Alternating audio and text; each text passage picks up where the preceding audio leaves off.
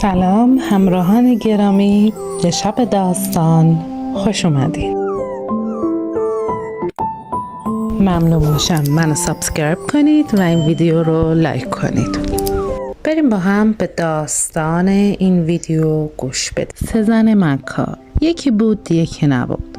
در روزگاران قدیم یک روز 3 زن توی حمام درباره مکر زنان با هم حرف زدن. عاقبت با همدیگر دعوایشان شد، چون هر کدامشان میگفت من حیله بازترم. القصه با هم شرط بستند که سال دیگر چنین موقعی در همان حمام جمع بشوند و هر حقه‌ای که زده اند بگویند تا معلوم بشود کی مکارتر است. یک پیرزن هم حکم و قاضیشان باشد. قرارشان را که گذاشتند لباس پوشیدند و از حمام بیرون رفتند. یکی از آنها زن تاجری بود، دومی زن کشاورز بود و سومی زن پادشاه. زن تاجر خیلی خوشگل و مقبول بود. در بین راه گوش چشمی به یک جوان نشان داد. جوان دنبالش افتاد و رفت تا با هم وارد خانه زن شدند و به عیش و نوش مشغول شدند. حالا هرچه پسر عجله می کند، زن تاجر خود را دمپر نمی دهد و می گوید صبر کن، نهار درست کنم با هم بخوریم، بعد با خیال راحت تو را به کام دل می رسانم. خلاصه جونم به شما بگوید زنک آنقدر سر پسره را گرم کرد که یک وقت صدای در خانه بلند شد. زن با دستپاچگی گفت وای خدا مرگم بدهد، شوهرم آمد، وای. این هیچ وقت این موقع خانه نمی آمد. آقا بلند شو برو توی صندوق تا من درش را ببندم، این مردک میاد نهار میخوره و میره، آن وقت روز از نو روزی از نو. جوان بیچاره لرزه به بدنش افتاد. هولکی رفت توی صندوق. زن در صندوق را بست و رفت در حیاط را باز کرد. شوهره آمد توی اتاق و گفت به به چه ضیافتی، خوب خودت را درست کرده ای. زن گفت مرد بد موقع آمدی، زدی توی ذوق ما. من یک جوانی را تور زدم، آوردم منزل، مشغول عیش و نوش بودیم، رسیدی و عیش ما را به هم زدی. مرد از روی غیظ داد زد چه گفتی؟ راست میگی؟ زن گفت دروغم چیه؟ اینجاست، توی صندوق قایمش کردم. مرد غضب کرد و مو بر اندامش راست شد. دست کرد شمشیر را برداشت که صندوق را با جوان 4 پاره کند. زن داد زد به صندوق چه کار داری؟ این کلید، بگیر درش رو باز کن. مرد کلید را گرفت. تا مرد کلید را گرفت، زن پقی زد به خنده و گفت مرا یاد و تو را فراموش. مرد که از این شوخی بیجا و بیمزه اوقاتش تلخ و خلقش تنگ شده بود، کلید را پرت کرد و با قهر و غضب نهار نخورده از خانه بیرون رفت. این زن و شوهر جناق با هم شکسته بودند و 1 سال گذشته بود و هیچ کدام از دیگری نتوانسته بود ببرد. القصه زن آمد در صندوق را باز کرد، جوان نیمه مرده را از صندوق بیرون آورد و گفت عزیزم دیگه گول نخور یا. آن وقت از خانه بیرونش کرد.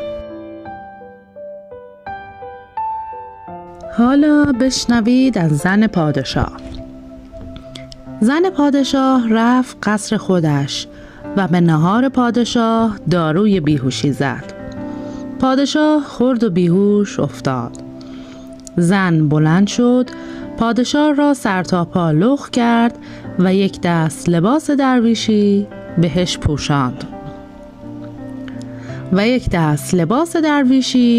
پوشاند. و 2 نفر از غلامان محرم خود را صدا کرد و دستور داد پادشاه را به دوش گرفتند و بردند در یک مسجد خرابه‌ای که محل درویش های دورگرد بود گذاشتند. زن پادشاه به یکی از درویش ها که آشنا بود سفارش کرد که تا 1 سال پادشاه را به گدایی وادارد. بعد هم به او وعده کرد که پس از 1 سال انعام خوبی به او بدهد، به شرط اینکه کسی از این راز خبردار نشود. 1 شیشه سرکه هم به درویش داد که از آن صبح 1 قطره در دماغ پادشاه بچکاند تا به هوش بیاید. خلاصه زن پادشاه رفت و لباس پادشاهی پوشید و به جای پادشاه اول صبح به تخت نشست و یکی از ندیم‌های دربار را که از خاص و محرم اسرار بود خواست و گفت باید کاری بکنی که تا 1 سال کسی از نبودن پادشاه اطلاع پیدا نکنه و هرچه بخواهی بهت انعام میدهم. ندیم انگشت بر چشم نهاد و قبول کرد و فوری با شمشیر برهنه آمد دم در ایستاد و به وزیران و امیران دستور داد در اتاق دیگری جمع شدند و خودش اوامر پادشاه را مطابق دستور زن پادشاه ابلاغ می‌کرد. آخر زمانهای قدیم و ندیم که رسم نبود وزرا هر طور و هر وقت که دلشان بخواهد پادشاه را ببینند و به حضور او بروند. مثلا اسکندر ذوالقرنین وقتی نامه به پادشاهان می نوشت خودش نامه را می برد تا هم وضع مملکت را ببیند و هم بتواند در جواب پادشاهان به نام رسول آنچه لازم است و صلاح مملکت است سخن بگوید. کسی هم ایرادی نداشت که چرا پادشاه جان خودش را به خطر می اندازد. خلاصه ندیم پادشاه با کمک آن زن زیرک و دانا به کارها رتق و فتق می داد و امور ولایت را حل و فصل می کرد. حالا بشنو از حال پادشاه و درویش ها. اول سفیده صبح درویش ها از خواب بلند شدند و نماز خواندند و کشکول ها را گذاشتند که هر که هرچی دارد بیاورد میدان. دیدند یکی از درویش ها هنوز خوابیده است. یکی از آنها زد به کف پاش و گفت اوهوی گل ملا، نمازت قضا شد. دید نه خبری نیست. آن یکی هلش داد، این یکی هلش داد. دیدن مثل این که مرده است. یکی از درویش ها گفت کارش نداشته باشید، دیشب دیر آمده، بگذارید بخوابد تا من درستش کنم. گمان میکنم دیشب بنگ خورده، زیادیش کرده. آن وقت دست برد در چندش و 1 شیشه سرکه بیرون آورد و 1 قطره در دماغ پادشاه چکاند. پادشاه یک دفعه از خواب بیدار شد و به اطراف نگاه کرد. گفت عجب، خواب میبینم یا بیدارم؟ آن وقت بی اختیار صدا زد آهای غلام، آهای یاقوت، آهای زمرد، که یک دفعه درویش ها زدن زیر خنده و گفتن گل ملا کمتر میخوردی؟ نکنه چرس کشیده ای یا بنگ زیادی خورده ای؟ بله، مال مفت و دل بیره. پادشاه دیوانه بار بلند شد، به خودش نگاه کرد و دید لباس درویشی پوشیده و تبرزین و رشمه و پیراهن راسته و تاج و بوق و وصله های درویشی دارد. گفت یعنی چه؟ 2 مرتبه داد زد آهای بیبی. حالا دیگر زنش را صدا می کنند. 2 مرتبه درویش ها زدن زیر خنده. یکی گفت این یکی را ما نداشتیم. دومی گفت چرا این دیشب آمده، اسمش هم بوغلیشا هست. پارسال هم با هم بودیم و سر خرمنهای مردم یوخا می گرفتیم. خیلی ها به ما می دادن، با هم باد کشیدیم و همانجا هم زیر درخت ها شب خوابیدیم. آن یکی درویش گفت هان، من هم میشناسمش. بوقلی شاه جون، دیشب قهوه خانه بودی و تند رفتی. و هر کدام به زبانی به او طعنه زدند. خلاصه پادشاه دیوانه‌وار کشکول را سر دست انداخت و پشمه را باز کرد و دور سر پیچید و بیرون آمد. آن درویشی که نگهبانش بود دنبالش راه افتاد. هی او را نصیحت می‌کرد که بوقلی شاه جون، عزیزم، حالت خرابه، کجا میری؟ بوقلی شاه اصلا اعتنایی نکرد و هی این طرف و آن طرف رفت تا رسید به در دارالعماره. خواست وارد قصر بشود. نگهبان گفت آهای درویش، دیوانه شده ای؟ کجا میری؟ باز بوقلی شاه اعتنایی نکرد و خواست زورکی برود توی قصر که نگهبان با چماق زد پشت گردش. بوقلی شاه بیهوش شد و افتاد. درویشی که نگهبانش بود رسید و بنا کرد التماس کردن که ولش کنید، حالش خرابه. حالا من میبرمش توی قهوه خونه و 2 تا چای نبات بهش میدم میخوره و حالش جا میاد.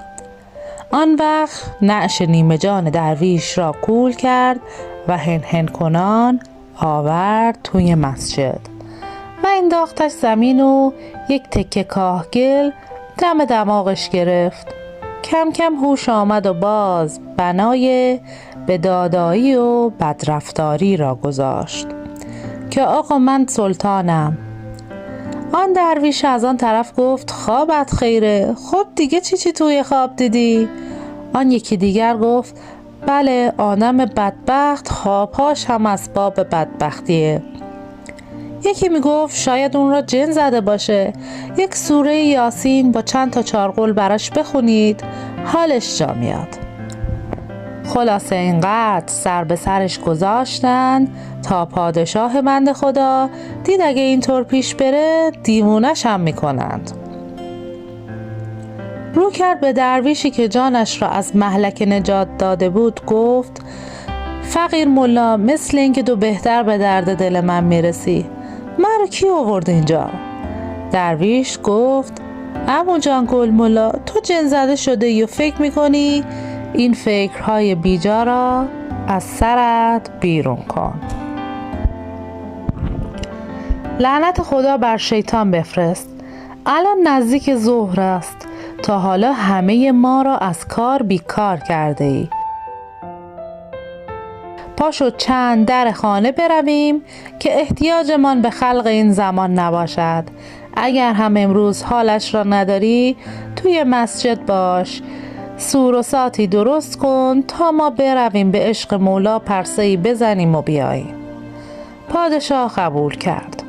درویش ها یکی یکی کشکول ها را برداشتند.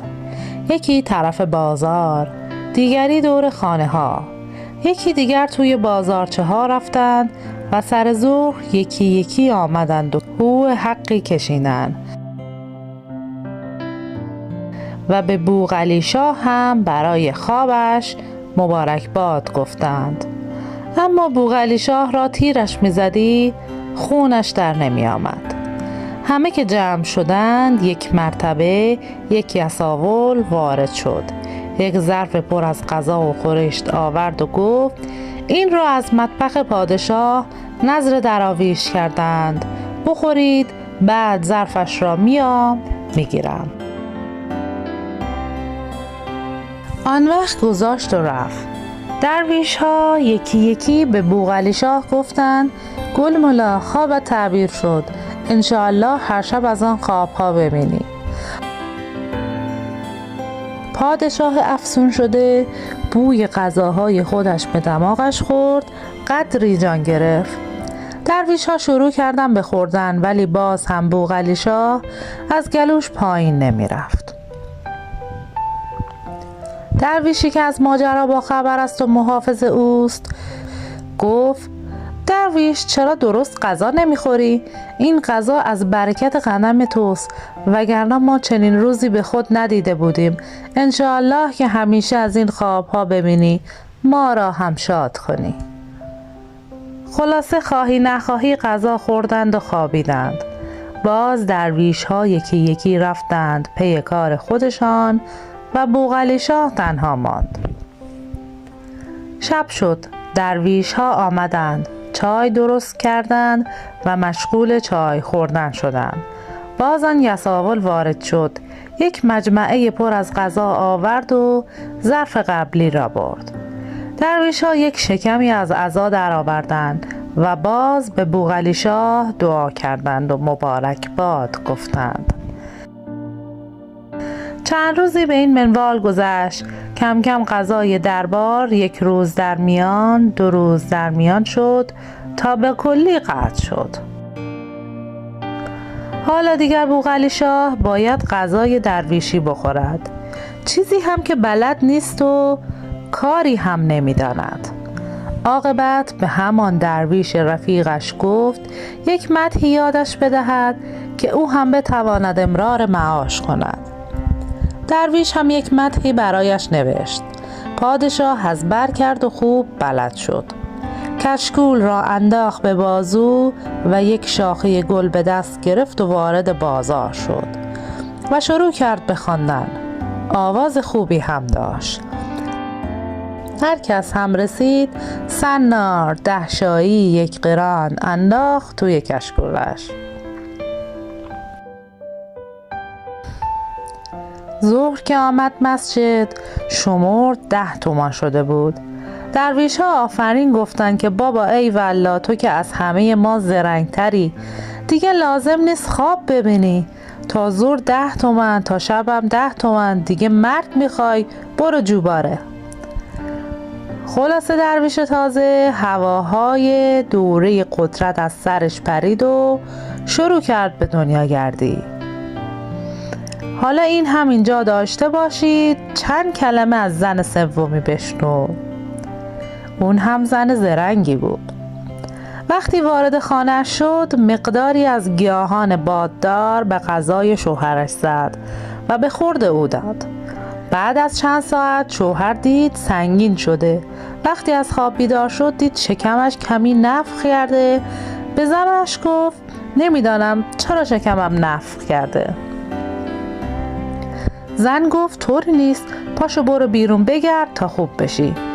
شوهر رفت و باز زن از همان گیاه ها در غذا ریخت.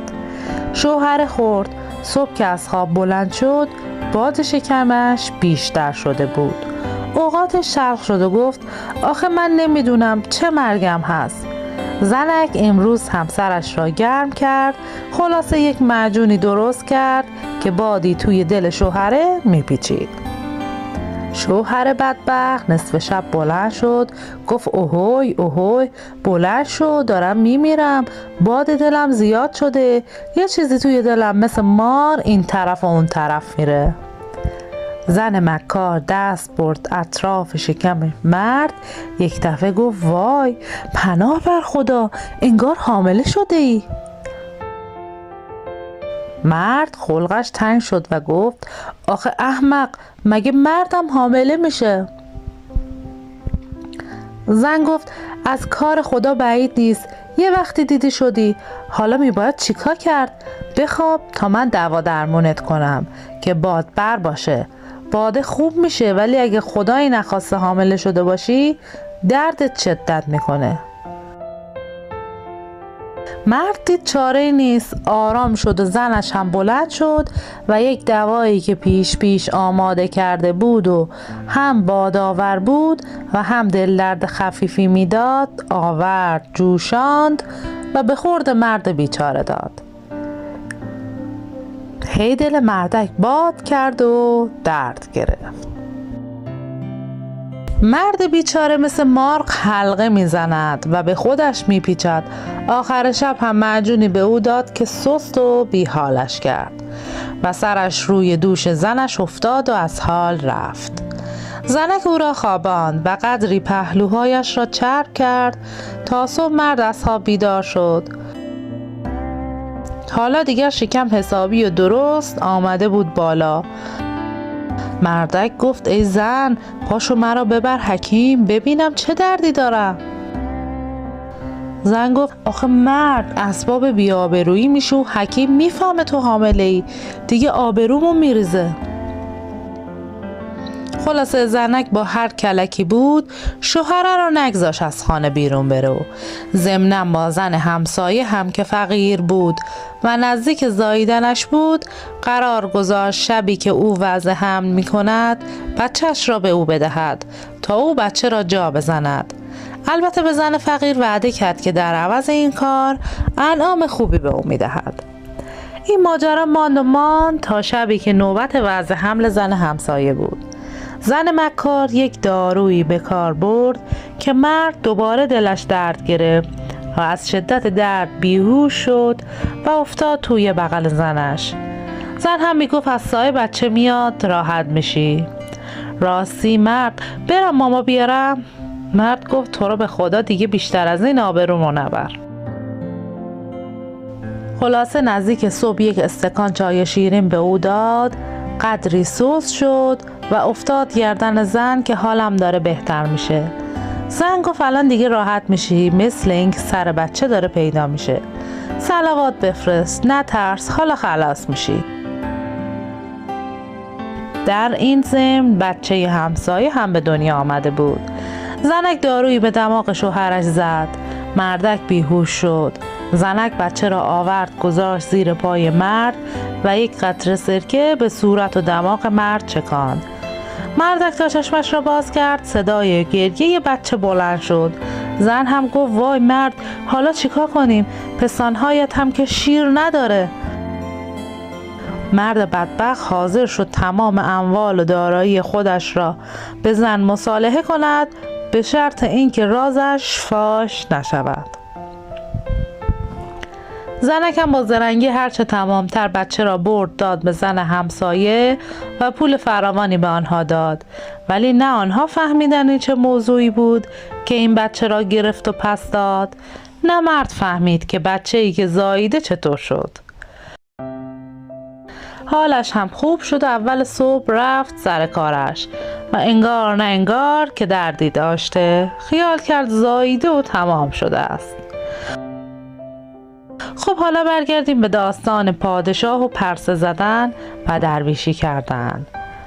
پس از 1 سال که خوب به گدایی آموخته شد، مطابق قراری که داشتن درویش آوردش در همان مسجد و شبانه از منزل پادشاه شامی تهیه کردند و آوردند برای درویش ها. اما غذای پادشاه در ظرف جداگانه‌ای بود و داروی بیهوشی به آن زده بودند که خورد و بیهوش شد. فوری چند تا یساول او را به دوش کشیدند و بردند به قصر. توی اتاق خودش رخت و لباس درویشی را از تنش درآوردند و لباس 1 سال پیش را به او پوشاندند و ریش را خضاب کردند و او را خواباندند. از آن صبح زن پادشاه شیشه سرکه را برد بالای سر شوهرش و 1 قطره سرکه در دماغش چکانید. شاه از خواب بیدار شد، دید ریش و سبیلش خضاب کردند.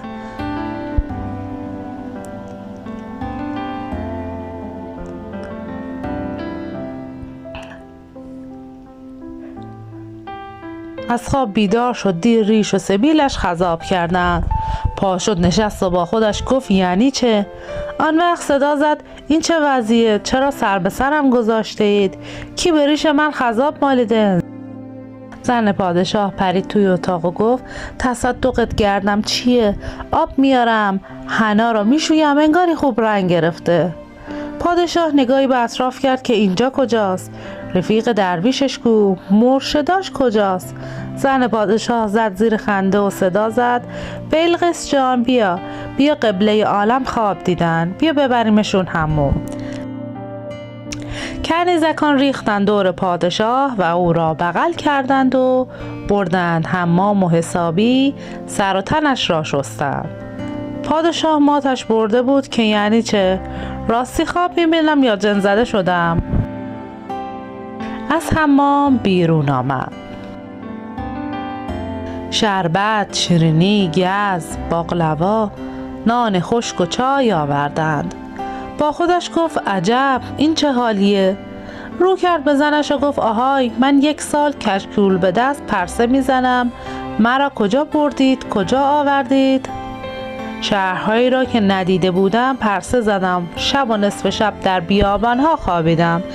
که یک وقت زنش از خنده قش کرد و گفت انشاءالله خواب خیر است، چون پادشاه خوشقلب و رعیت دوستی هستی، خواب هم که میبینی خواب به مشغول کننده است، خواب وحشت آور نیست.